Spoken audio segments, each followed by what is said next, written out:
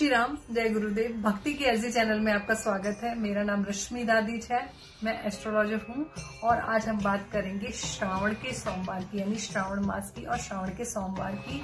और इस वीडियो में हम ये भी बात करेंगे कि किस यानी 12 राशियों में क्या क्या आपको श्रावण मास में दान करना चाहिए। और ये भी बात करेंगे कि यदि आपकी शादी में रुकावटें आ रही हैं तो आप क्या रेमेडी कर सकते हैं, या आपके करियर में प्रॉब्लम आ रही है, या आपको फाइनेंशियली बहुत प्रॉब्लम आ रही है यानी धन की समस्या हो रही है, या आपकी जन्म कुंडली में दरिद्र योग है, तो आप इन सभी के लिए क्या रेमेडीज फॉलो कर सकते हैं श्रावण मास में यानी श्रावण के सोमवार में। ये सब बात हम आज इस वीडियो में करेंगे। लेकिन अगर आप मेरे चैनल पे फर्स्ट टाइम आए तो आप इस चैनल को सब्सक्राइब कर लीजिए, जिससे कि आगे की वीडियोस आपको back to back easily available हो सके। 11 जुलाई से श्रावण मास स्टार्ट हो रहा है और वो 9 अगस्त तक रहेगा। 9 अगस्त को है पूर्णिमा तिथि और साथ में है रक्षाबंधन का पावन त्योहार। और साथ में ये भी बता देते हैं कि इस बार this is the first time कि श्रावण मास में केवल 4 ही सोमवार पड़ रहे हैं। हमेशा ज्यादातर देखा गया है कि 5 सोमवार रहते हैं श्रावण मास में, लेकिन इस बार श्रावण के सोमवार केवल 4 सोमवार ही हैं। अब हम बात करते हैं कि पहला सोमवार कब पड़ेगा। पहला सोमवार पड़ेगा 14 जुलाई को, पहला सोमवार रहेगा। उसके बाद 21 जुलाई को दूसरा सोमवार पड़ेगा श्रावण का, और तीसरा सोमवार पड़ेगा 28 जुलाई को श्रावण मास का, और चौथा सोमवार पड़ेगा 4 अगस्त को। तो ये आप डेट्स नोट कर सकते हैं कि श्रावण मास में कब कब श्रावण के सोमवार पड़ेंगे।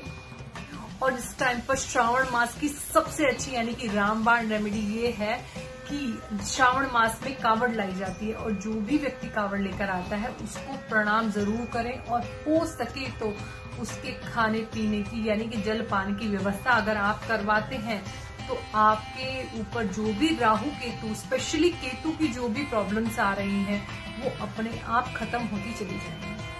और इसमें मैंने केतु की रेमेडी क्यों बोली है, क्योंकि जो लोग भी धार्मिक यात्रा करते हैं वो केतु का प्रतीक माने जाते हैं। जब भी हम उन लोगों की सेवा करते हैं तो अपने आप केतु के जो भी नेगेटिव पॉइंट्स हमें प्रॉब्लम कर रहे हैं वो अपने आप खत्म होते चले जाते हैं। तो केतु की सबसे अच्छी रेमेडी है कि आप जो लोग धार्मिक यात्राएं करते हैं उनके लिए जलपान की व्यवस्था करा दें और उन्हें प्रणाम जरूर करें। अब बात करते हैं कि 12 राशियों के अनुसार श्रावण मास में जो बहुत ही शुभ समय है, इस टाइम पर सभी यानी 12 राशियों को किन किन चीजों का दान करना चाहिए। तो अब हम स्टार्ट करते हैं। सबसे पहली राशि है मेष राशि। तो मेष राशि वालों को शहद का दान करना चाहिए इस टाइम पे श्रावण सोमवार में।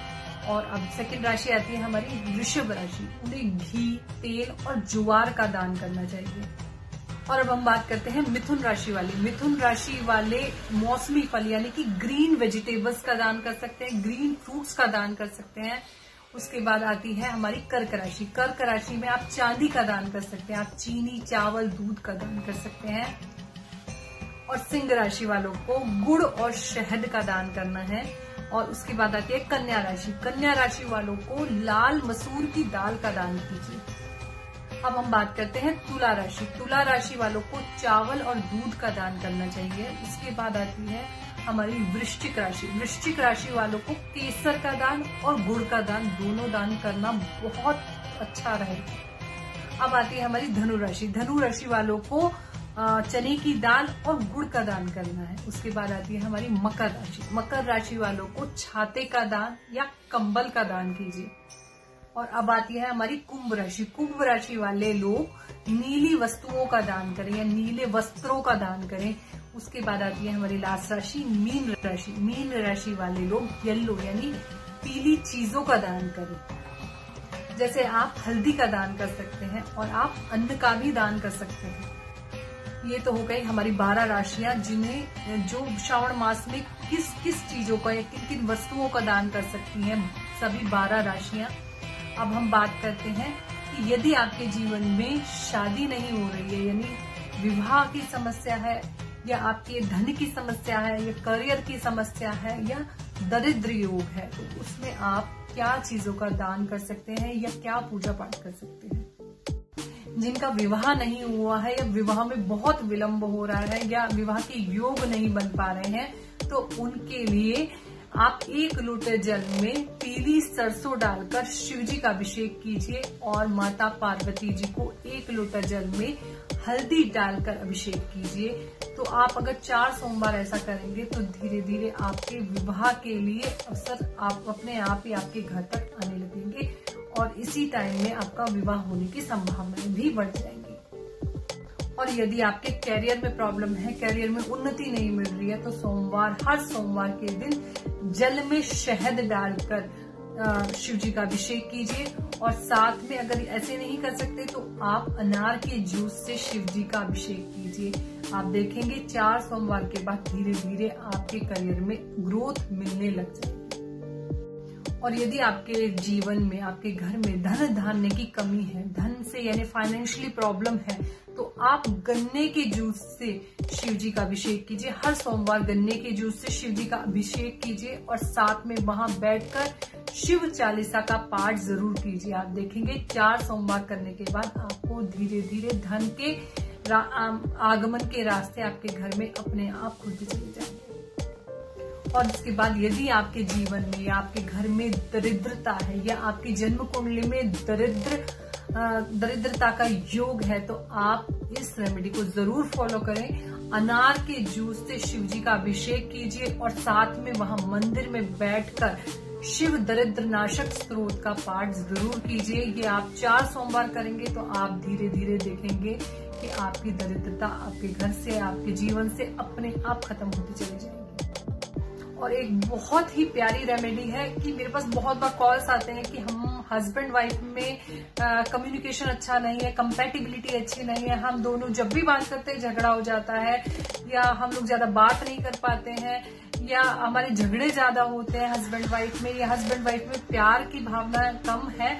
तो ऐसे लोगों को आप श्रावण मास में कीजिए या पूरे जीवन में करते रहिए। ये रेमेडी बहुत फायदा करेगी और कोई भी बैकफायर नहीं करेगी। ये सबसे अच्छी रामबाण रेमेडी है अपने वैवाहिक रिश्ते को सुधारने के लिए।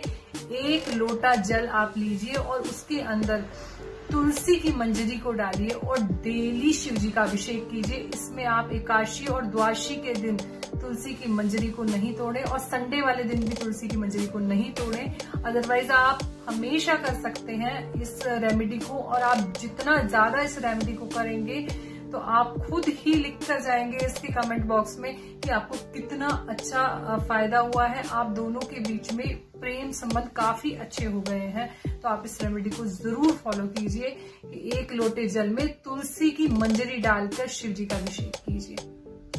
फिर देखिए आप हस्बैंड वाइफ के रिश्ते में कितनी मधुरता आएगी। अब मैं लास्ट में बस आपको एक सुझाव जरूर देना चाहूंगी कि श्रावण मास में सिर्फ व्रत या जप से नहीं बल्कि सच्ची भावना से किया गया हर प्रयास आपको अच्छा फल देता है। तो सभी को ओम नमः शिवाय और आप अच्छे से अपने श्रावण के सोमवार कीजिए।